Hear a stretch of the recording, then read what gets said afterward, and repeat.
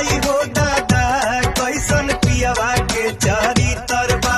दिन भर घरावा के रहती तो भीतर बा दिन भर घरावा के रहती तो भीतर सासु नदिया से सुनी रोजे बोली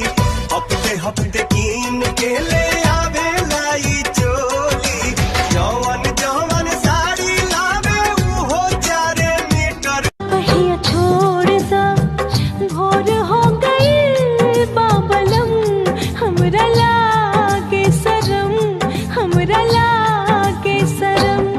अंगना दुआरा जोर होवेला राजा हम तक खतिया बिछवनी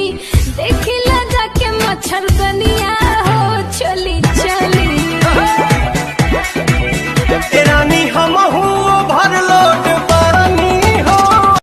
बड़ा नीक लागे राजा तोहरा संगवा हो हम होई पिया जी के पतर तिरियाबा पियाबा हमार पतर गवा हो पुरजा गरम तोहर कोना कोना आगी कितना मरद के दर्द सहबू आज पता लगा